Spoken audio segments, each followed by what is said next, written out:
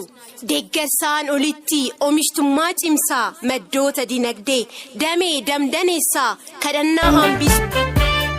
Buusaa gonofaa gadhiisa hundeessaa dhimmamtoota waliin yaa'ii bileessaa sodaa balaa qorannoo gaggeessaa rakkoo boruu dhufuun har'a filamasaa. Buusaa gonofaa duudhaa ganamaa Oromoon yeroo rakkinaa ittiin wal hirpuu ibsituu namoomaa aadaa wal gargaarsa durirraa kaasee uummanni Oromoo ittiin beekamuu fi balaa uumamaa fi namtolchee wayita mudatu rakkoo hawaasa dinagdee irraa wal dandamachiisuudhaaf kan itti dhimma bahamudha. Hawaasa Oromoo cimsuu duudhaa ganamatti uummata Oromootiif ibsuudhaan hawaasni rakkoo uumamaa fi namtolchee akka wal bira dhaabbatan gochuu danda'u.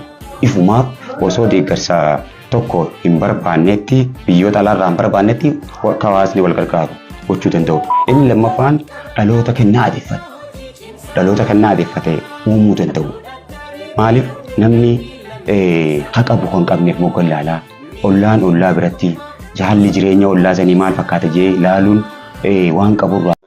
Kan daawwattoota keenya kabajamoo dokumantarii yookiin immoo viidiyoowwan gaggabaaboo kana keessatti adeemsa bu'aa bayii yookiin immoo muuxannoowwan gaggaarii gama waajjira buusaa gonofaatiin hojii oomisha qonnaa jalqabaa kaasee hanga callaa kennuu irratti gahee kana wal duraatu banka waliin daawwannu ta'a. Hanga xumura sagantaa kanatti ammas qaamaaf qalbiin nu faana ta'an affeerraa keenya yeroo hundaati.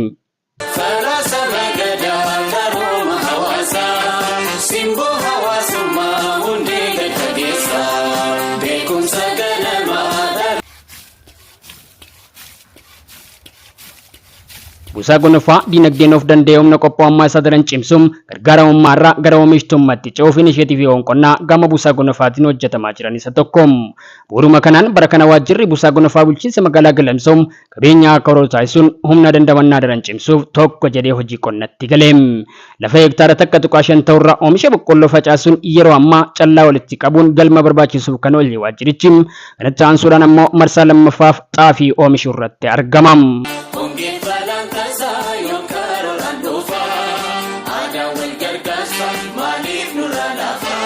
Jaas Mustafa Naanjani itti gaafatamaa buusaa gonofaa bulchiinsa magaalaa Galamsooti. Egaa akkuma beekamu inisheetivii mootummaan gabbuuse keessaa tokko nyaata barataati.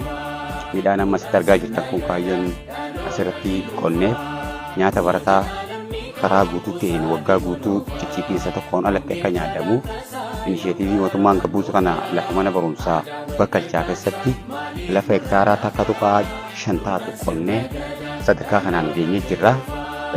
Akkaataan itti asiin geenye keessattuu roobni amma roobe ibsarratti bishaan boollaa gadi fagoo meetira 17 irra baafanneet bishaan dachii jalaa baafanneet motoraan yeroo